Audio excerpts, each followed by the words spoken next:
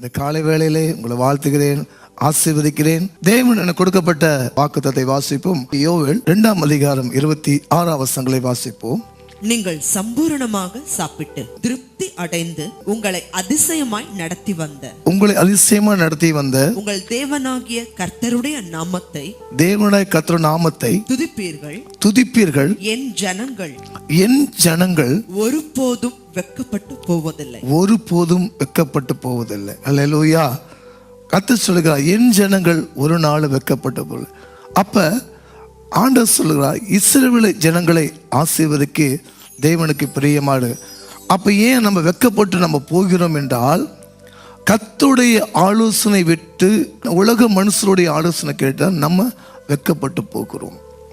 அன்பான கர்த்தருடைய தேவச்சனம், இதை பார்த்து கொண்டு ஒவ்வொரு பிள்ளைகள் நிச்சயமாகவே உலக நட்புகள் நம்மளுக்கு வேணும். ஆனால் பரிசுத்த வேதாகமத்தை என்னைக்கு நம்ம கை கொண்டு ஆண்டவுடைய வார்த்தைகளுக்கு நம்ம செவி சாக்கிறோமோ, ஆண்டவர் சொல்ல, என் ஜனங்கள் ஒரு நாள் வெட்கப்பட்டு போவதில்லை. ஏனென்றால் இன்னைக்கு வெட்கப்பட்டு போற காரணம் மனுஷிகம், அவசரம், மனுஷனுடைய ஆலோசனை விழுந்து போகிறோம். அதை சொல்கிறார். இதில் வேதத்தை தெளிவாக வாசிக்கும் போது, சம்பூர்ணமாய் சாப்பிட்டு திருப்தி அதிசயமாக நடத்தி வந்த கர்த்தர், என் ஜனங்கள் ஒரு நாளும் வெட்கப்பட்டு போவதில்லை. முதல்ல ஆண்டவர் உங்களை ஆகாரத்தை தேவன் சம்பூர்ணமாய் திருப்தி அடைந்து அதிசயமாய் நடத்தி வந்த கர்த்தரை நீங்கள் துதிப்பீர்கள். என் ஜனங்கள் ஒரு நாளும் வெட்கப்பட்டு போவதில்லை. அப்ப வாக்கு கொடுத்த தேவன் வாக்கு மாற மாட்டார்.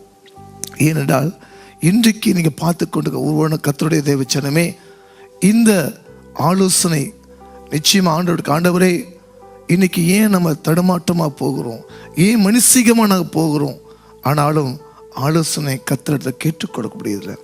இன்னைக்கு இஸ்ரவேல் ஜனங்களிலே கர்த்தர் வழிநடத்தும் போது பார்த்தீங்கன்னா 10 வாதைகள் வரும்போதெல்லாம் பயந்தார்கள்.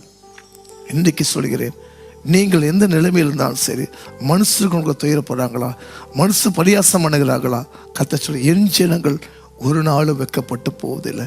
நிச்சயமாகவே இதை பார்த்து கொண்டு ஒவ்வொரு கர்த்தருடைய தேவச்சனமே, இந்த காலை வேளையில தேவன் உங்களை கிருபையாய் கர்த்தர் உங்களை ஆசீர்வதிப்பார்.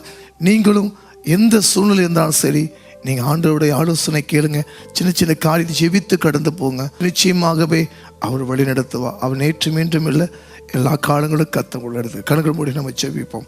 அன்பு பரலோக பிதாவே, இந்த காலை வேளையிலே அப்பா, என் ஜனங்கள் மனுஷனால் நிந்திக்கப்பட்டு வியாகுலத்தோடும் கண்ணீரோடும் நிந்தையோடு இருக்க பிள்ளைகளுக்கு யோவோடு 2:28 என் ஜனங்கள் ஒரு நாள் வெட்கப்பட்டு போது கர்த்தாவே, எங்கெல்லாம் துயரத்தோடு கண்ணீரோடு வியாகுலத்தோடு இருக்கிறார்களோ கர்த்தர் இந்த வாக்குத்தத்தம் முடியா என் பிள்ளைகளை வாழ்த்துகிறேன், ஆசீர்வதிக்கிறேன்.